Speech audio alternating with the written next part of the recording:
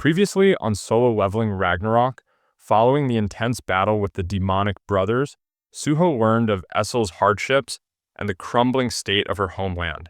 Devastated by rebellion fueled by the rise of Stardust, a sinister force orchestrated by shadowy figures still lurking freely on Earth. In an effort to momentarily divert his thoughts and strategically plan his next move against the powerful forces orchestrating the chaos, Suho returned to the Shadow Dungeon. There, alongside Gray and Essel, he tore through wave after wave of goblins, leaving no room for resistance as he pushed his stats upward at a relentless pace. From the sidelines, Baru quietly observed, sensing the impatience bubbling within Suho, an urgency born from the presentation he had shared earlier, outlining their mission.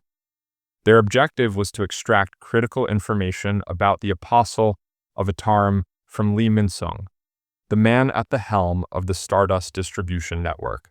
But Baru had warned that such a confrontation would likely result in a battle they weren't yet prepared for. Assessing their strength with careful judgment, Baru had offered his evaluation. Suho stood at C rank, Gray just below at D rank, and Essel too at C rank. Even with Gray fused into his shadow, Suho at best could push his power to B rank, and taking down someone like Min-sung, an A rank hunter, with such a gap was a task far beyond their current reach. Suho mulled over Baru's words, realizing the truth in them. Hunting goblins had its limits. Though useful, it no longer felt like the path forward. He craved faster progress, yet the opportunities to level up were scarce. To grow further, Suho knew he had to dive into dungeons filled with far stronger monsters, but for an E-rank hunter like him, this was easier said than done. Back in the comfort of his apartment, Suho's thoughts lingered on the limited options before him. Offers extended to him were mostly grunt work, excavation and collection jobs, with no hope of being included in actual strike teams. Worse still, the rules of the Hunter Association forbade unauthorized entry into gates, closing off the very paths Suho needed most. Observing his quiet frustration, Baru offered a suggestion. Suho should consider retaking the evaluation test at the association. But Suho quickly dismissed the idea. He feared that news of his reawakening might draw the attention of the Apostle of Atarim, and with his current strength insufficient even against Min-sung, such exposure could place his father in danger, something Suho wanted to avoid at all costs. Sensing the depth of Suho's caution, Baru offered a measure of reassurance. The Apostle might not pose an immediate threat. Baru reasoned that if the Apostle had reached Earth earlier than he had, it likely meant they had crossed over while still weakened by the dimensional passage. Expanding on this theory, Baru explained that beings from other universes needed to pass through dimensional cracks, pathways that were narrow and resistant to mana flow. This resistance acted as a barrier, making it difficult for energy to pass through. Attempts to widen these cracks forcibly were quickly undone, the dimensional walls snapping back into place unless an immense amount of energy was used, energy that scaled with a being's mana capacity. This very limitation was the reason even powerful entities like the Shadow Monarch or the armies of Atarim couldn't freely cross over. Piecing together the logic, Suho came to a realization. The Apostle who had arrived swiftly was likely a weaker entity, which aligned with their actions so far, using proxies like Brokey and the demonic brothers instead of revealing themselves outright. As Suho pondered his next step, Baru too sank into quiet thought, recalling an important conversation with his liege. Understanding the unpredictability of Earth's current situation, Jinwoo had entrusted Baru with the responsibility to act decisively when the moment came. Along with that trust, he had also handed over a mysterious key, something Jinwoo had described as a tool that would lead Baru to someone capable of helping Suho in countless ways. Snapping out of his thoughts, Baru realized the time had come. But before he could speak, Suho suddenly jolted upright, a spark of inspiration lighting his face. Without a word, he snatched up his phone, confident that he had found the answer, a way to enter gates legally, without violating the association's rules or attracting unwanted attention. Later that day, Suho stood before the headquarters of Ajin Soft, seated across from none other than the company's CEO, his uncle, Yu Jinho. Jinho's voice brimmed with delight at seeing his nephew again, marveling at how much Suho had grown since their last meeting. Suho gave a small laugh, brushing it off as a simple growth spurt, before quickly steering the conversation to more pressing matters. From his bag, he pulled out a tablet and laid it on the desk before his uncle, explaining that he had come with a business proposal. As Jinho skimmed through the contents, skepticism slowly gave way to intrigue. The proposal was nothing like what he had expected. Suho was asking for assistance in entering gates. From the shadows, Beru watched in silence, his respect for Suho deepening. The young monarch had sought out the very person Jinwoo had entrusted for a moment like this. Confident and composed, Suho continued explaining his plan. In exchange for access to gates and strike team support, he promised to hand over every magic essence Crystal obtained inside to Ajin Soft. He assured his uncle that he could clear D to C rank dungeons on his own, causing Jinho to raise an eyebrow, surprised that someone still officially classified as an E rank would make such a claim. Jinho's tone grew more probing, his earlier amusement fading as he asked whether Suho's actions were somehow connected to the disappearance of his parents who had been lost during the Great Cataclysm. Cornered by the question and knowing evasion would serve no purpose, Suho's expression turned grave as he admitted the truth.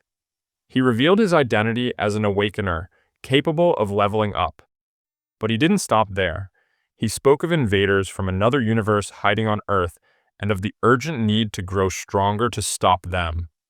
Jinho blinked, taken aback, struggling to believe what sounded like an elaborate fantasy. He chuckled, suggesting that Suho must have caught wind of the company's upcoming game, Solo Leveling, and was pulling off an elaborate prank using leaked details from the storyline. Just as he considered the possibility aloud, Beru stepped out from the shadows, his thoughts quietly remarking that Jinho might still carry fragments of memories from the previous world. The sight of the Ant King sent a jolt through Jinho. His breath caught, words died in his throat as disbelief and fear overtook him. Turning to Suho in stunned confusion, he demanded to know what this creature was. But before Suho could answer, Beru addressed the young monarch respectfully and stepped forward. From his grasp, Beru revealed the strange, pulsating key Jinwoo had entrusted him with. Without hesitation, he drove it into Jinho's chest. A surge of otherworldly sensation followed. Jinho's mind spiraled as memories surged like a tidal wave, vivid, overwhelming, unstoppable. He saw himself meeting Jinwoo, felt again the weight of every moment they had shared, and relived the life he had long forgotten. Scene after scene cascaded through his mind until the emotional weight brought tears to his eyes. His body trembled as the past came rushing back. When the storm within him calmed, Jinho looked at Suho with clarity, his thoughts no longer clouded. The veil of disbelief had lifted, replaced by a deep understanding. He now grasped the magnitude of Jinwoo's power, the scale at which his old friend had operated to protect Earth from cosmic threats. Suho explained that to carry on that legacy, to stop the Atarim before they invaded Earth again, he too needed to grow stronger, and fast. Jinho, now fully aware of the stakes, admired the resolve burning in his nephew's eyes and promised to stand by him. With his uncle's full support behind him, Suho rose from his seat, energized and ready to move forward. His request to enter dungeons alone had been granted, and with renewed purpose, he left the office, leaving Jinho in solemn reflection. Alone, Jinho revisited the memory of Jinwoo's unwavering resolve. In the past, Jinwoo had fought alone against impossible odds, but this time was different. Jinho now understood the message hidden within the recovered memories. Jinwoo was offering him a choice, And this time, Jinho would not remain a bystander. He silently vowed to do everything in his power to support Suho and play his part in the fight against the growing threat. The next morning, Suho arrived right on time at the location where the strike squad had already gathered, standing assembled near the entrance of the gate that Jinho had secured as promised. Observing the group his uncle had put together, Suho silently assessed their presence. It was clear these hunters hadn't been selected for their strength or combat prowess, but merely to fulfill the quota required to officially register a strike team. It was exactly what he needed, a flawless setup, and Jinho had executed it perfectly, ensuring everything was aligned with Suho's plan. With the formalities in place, Suho crossed the threshold into the gate and summoned his companions without hesitation. Determined to overcome whatever threats lay inside, he pressed forward, eager to grow strong enough to one day stand beside his father in the battle for Earth's future. Elsewhere, a car cruised into a quiet residential area and came to a smooth halt. Lee Min-sung, vice CEO of the Grim Reaper Guild, stepped out with a composed expression despite it being 3 months since his last visit. Calm and collected, he made his way toward the familiar building. As he walked, his mind drifted to days long past, back to when he had basked in fame, known across Asia as the Prince, following his awakening as an A-rank hunter during the Great Cataclysm. That time, however, had crumbled swiftly. The moment his longtime driver, Lim Taegyu, revealed himself to be an S-rank hunter, everything shattered. What had been a matter-of-fact awakening to Taegyu felt like an unforgivable insult to Min-sung. Proof that even someone beneath him in status could surpass him in power. The perfect social pyramid that had once favored elites like him had tilted, and the bitterness still lingered in his heart. From that point onward, restoring that balance had become his goal, even if achieving it meant forming alliances with demons. With that conviction etched in his mind, Min-sung finally arrived at his destination and stepped through the door. Inside, the sharp gazes of guards greeted him, their silent formation exuding cold hostility. A heavy stillness filled the room until a voice broke through the tension, calling his name. Turning toward the sound, Min-sung spotted its source, a boy with stark white-gray hair and unsettlingly sharp eyes that triggered something in Min-sung's memory. The recognition struck immediately. This wasn't just any child. It was someone tied to a past Min-sung hadn't fully let go of. Approaching the boy, Min-sung tapped him lightly on the head, recalling the first time they met when he was just a baby. He made a half-hearted comment on how much the boy had grown, noting the rise in his mana. But the boy replied with an eerie seriousness, correcting Min-sung that it wasn't mere growth, it was a return. He explained that to stabilize the damage caused by dimensional travel between outer universes, his original form had fractured its own power and personality into multiple fragments, sending each one into this world separately. The first fragment, his weakest form, had been the infant Min-sung once knew. The version standing now was a fusion of that fragment with a second one, newly arrived. Though he retained the same memories, this current self was vastly different, stronger, more aware. Min-sung struggled to wrap his head around the complexity of it all. The explanation felt like a convoluted mess, but it didn't matter. What truly concerned him was the promise, wealth, fame, and the elimination of Taegyu. That was the deal they had made, and it was the only thing Min-sung cared about. The boy acknowledged the agreement, assuring him that the deal still held, but there was suspicion in his eyes as he questioned Min-sung's unannounced visit. Min-sung then laid bare his reason.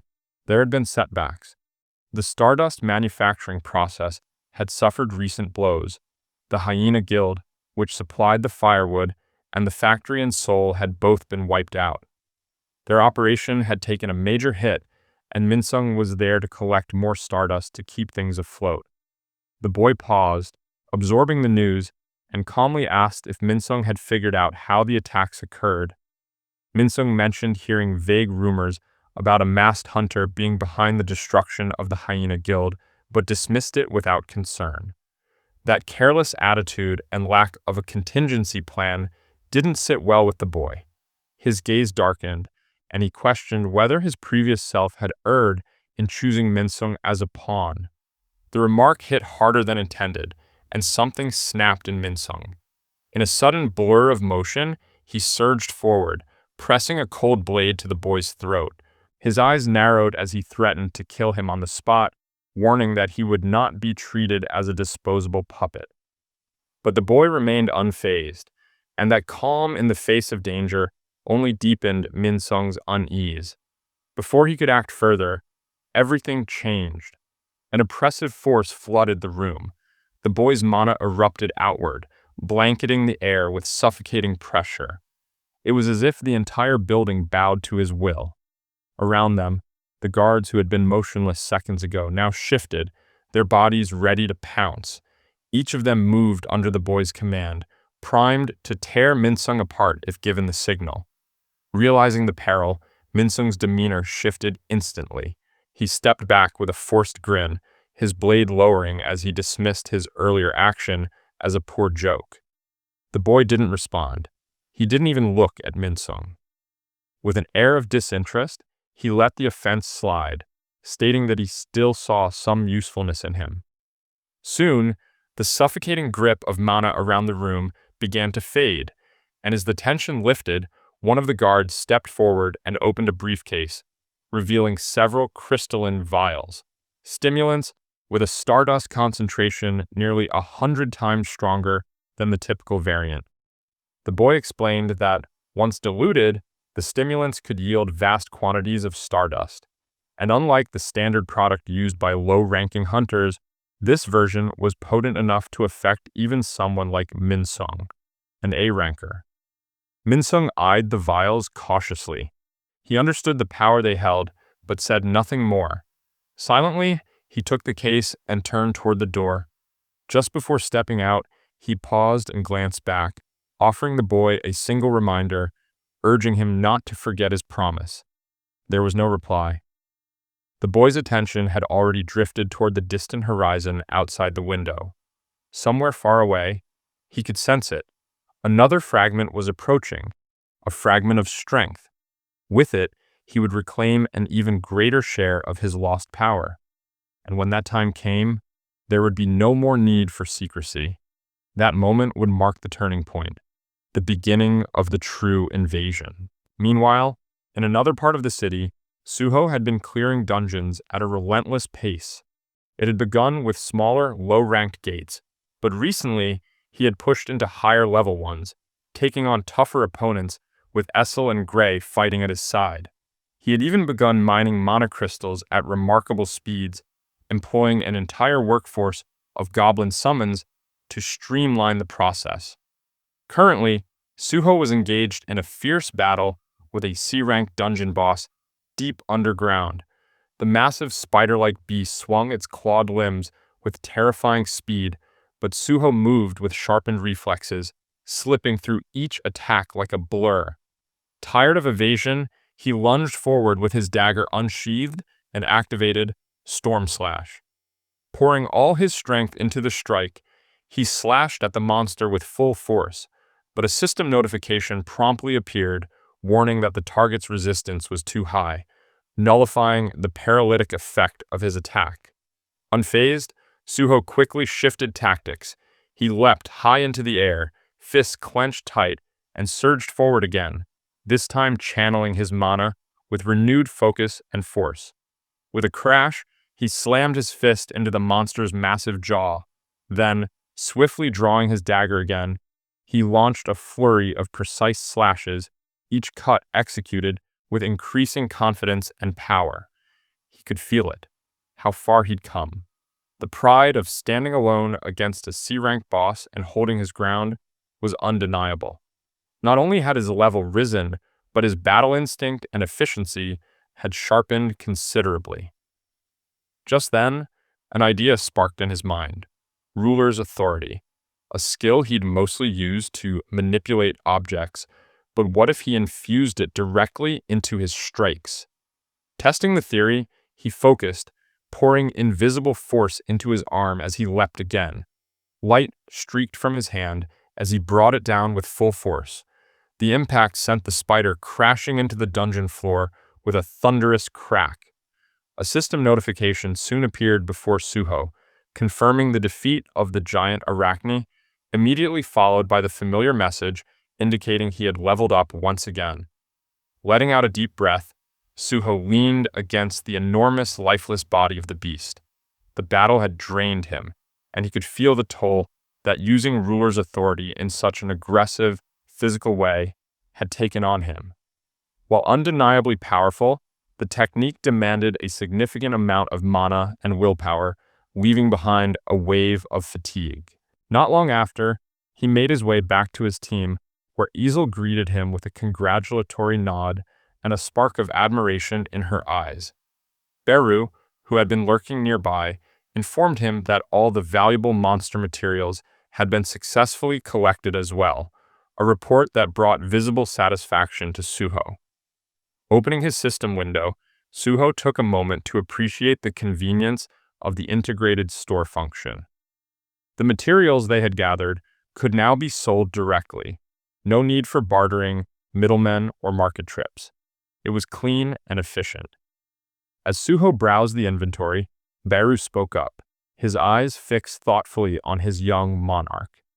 The Ant King pointed out the obvious. Suho's growth rate was extraordinary. Compared to ordinary hunters, the pace at which he was leveling up bordered on the unnatural. By Beru's estimate, Suho was now nearing the threshold of a B-rank hunter. Suho didn't seem too surprised. 8 level-ups since they began raiding dungeons had made the progress tangible. But Beru wasn't finished. He made another sharp observation, that Suho's rapid growth seemed to be affecting those around him. Essel agreed, commenting that with each battle, her strength felt like it was returning faster and more completely. Even Gray gave an enthusiastic bark as if to second her statement. The implications of this weren't lost on Suho, yet what truly caught his attention next was something even more surprising. For the first time, he could see levels displayed above Essel and Gray. He pointed it out, his voice tinged with curiosity. Essel, equally puzzled, admitted she didn't understand it. Neither of them were system users like Suho or his father, so the appearance of levels made no logical sense. Suho didn't have an answer either, but the possibility that his companions could now gain experience and level up like him opened up entirely new opportunities. If the system's mechanics extended beyond himself, their potential as allies had just multiplied. Still, the nature of the system, its rules, its reach, and now this team mechanic, remained filled with unknowns, mysteries he would eventually need to unravel. For now, though, he pushed those thoughts aside. Suggesting they return to the Shadow Dungeon for further training, Suho stepped through the gateway with his team. But no sooner had they entered than something strange pulled his focus. His pace slowed, and his eyes widened with disbelief. There, glowing ominously in the depths of the Shadow Dungeon, was something that should not exist. A red gate. A gate within the Shadow Dungeon itself was unheard of. Heat radiated from its surface in intense waves, far beyond anything Suho had previously encountered here. Alarmed, he turned immediately to Beru, hoping for an explanation. But even Beru looked genuinely unsettled. He admitted he had never seen anything like this before, and his uncertainty made the situation all the more disturbing. Before Suho could ask further questions, a system notification abruptly flashed across his vision. An urgent quest had been issued. A dimensional crack had been detected, and the objective was clear. He had to eliminate the source of the disturbance. Suho's expression shifted at once. The promise of significant rewards gleamed in his mind, replacing caution with excitement. A grin spread across his face as he wasted no time preparing for the unknown. He reached into his inventory, pulling out heat-resistant robes and tossing them to Essel and Gray. Wearing one himself, He turned toward his companions with a confident stride and, without hesitation, signaled them to follow.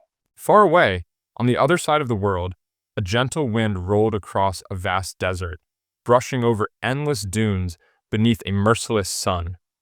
Towering in the middle of the arid expanse stood a colossal pyramid, its ancient grandeur dwarfing everything in sight. The entire area had been designated a field-type dungeon, one of Egypt's most formidable. At the heart of the scene stood Ryo Singh, a B-rank hunter from the Asura Guild, his sword raised in defiance. He and his squad had been cornered near the pyramid's base, facing off against another team of hunters who refused to retreat after forcibly ejecting Asura Guild members from the site. Leading the opposing group was Randolph, an A-rank hunter of the Scavenger Guild, exuding authority. To him, the presence of the Asura Guild was little more than an annoyance. He issued a sharp warning, making it clear that further resistance would result in battle. Ryo's mind raced as tension escalated. Running into one of the top-ranking guilds had turned their mission into a nightmare. But he wasn't one to back down. He signaled his team to prepare, knowing they couldn't afford to lose here. Randolph, unfazed, stood with arms crossed and a relaxed stance. His confidence came from the Scavenger Guild's sheer dominance. He didn't believe they'd be challenged seriously, but just as the air tensed for violence, a sudden interruption shattered the moment. A hand appeared out of thin air, halting both parties in their tracks. All eyes snapped toward the source. Amidst the shimmering heat and swirling sand, Suho stood beside Essel and Gray, having emerged unannounced. Suho scanned the unfamiliar desert terrain, clearly confused. As his gaze drifted from the endless dunes to the tense standoff between hunters, he asked, somewhat awkwardly, where exactly he had ended up. 30 minutes prior to the confrontation that unfolded amidst the swirling sands, Suho and his team had emerged into what initially presented itself as a desert-type dungeon.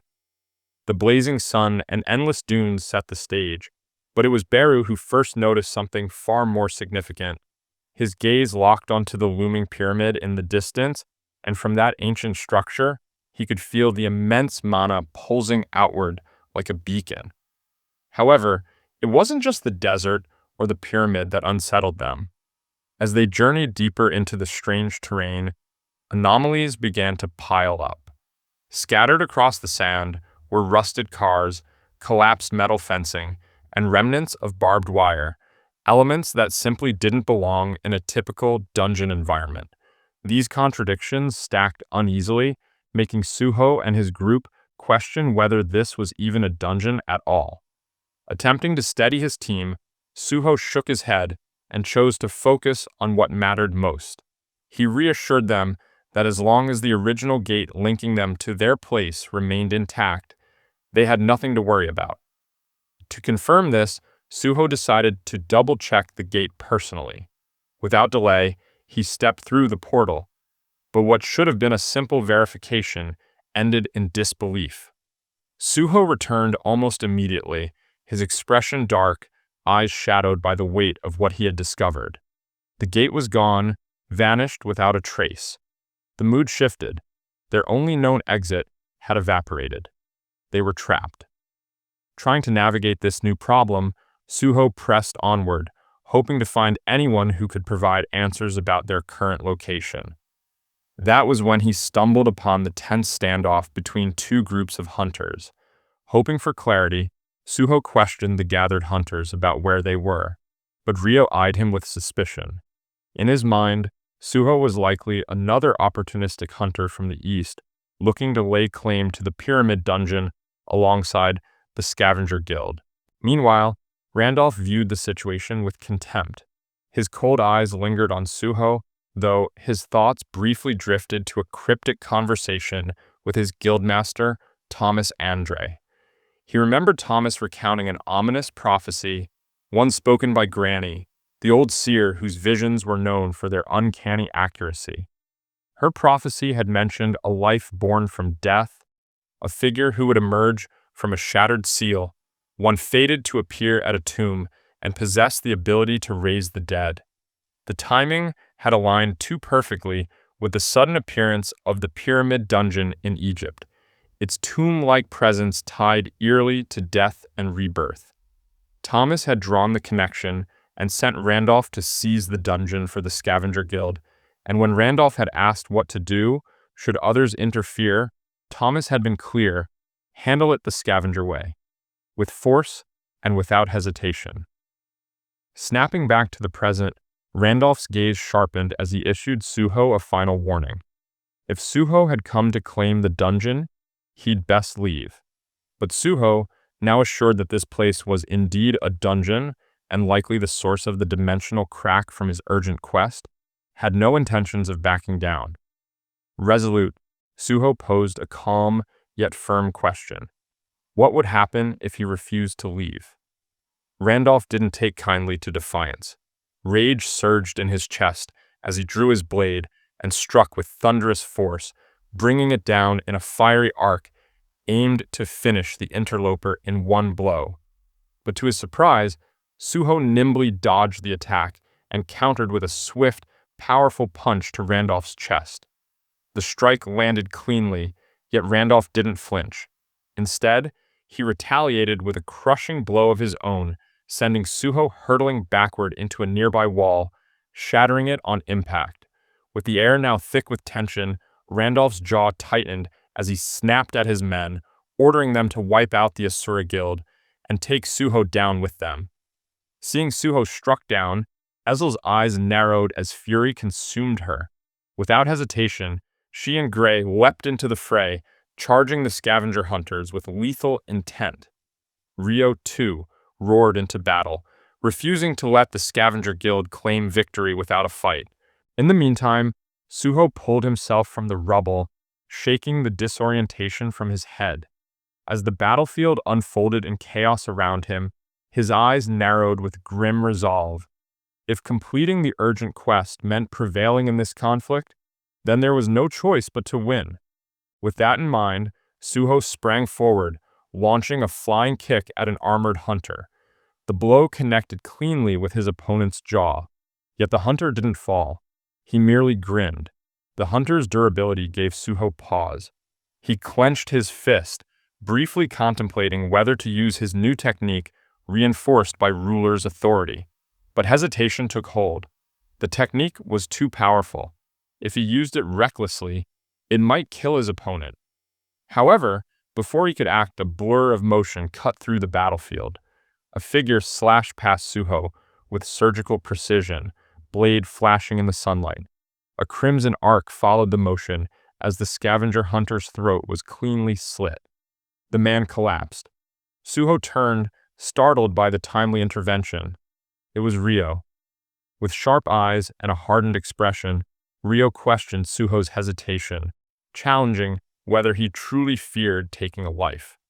He reminded Suho that the world of hunters didn't just pit them against monsters, it also brought them face to face with cold-blooded adversaries, false rankers, and those who killed without remorse. His words struck something deep within Suho. Up until now, Suho had believed himself ready to risk everything in battle, yet in truth, he had avoided crossing the final line, killing. The great cataclysm had shattered the old world, and with it, the rules Suho had once lived by. If he wanted to protect others, to confront beings like Lee Min-sung, he needed more than just strength. He needed resolve, the will to do whatever was necessary. His eyes sharpened with clarity as the hesitation faded. With renewed determination, Suho formally introduced himself, earning a nod of approval from Rio, who returned the gesture. From that moment, the two decided to join forces, forging an alliance against their common enemy, the Scavenger Guild. That's it for the 7th episode of Solo Leveling Ragnarok. Stay tuned, more episodes are on the way. Hit the subscribe button and turn on notifications so you don't miss episode 8 when it drops. I'll see you soon with a brand new chapter.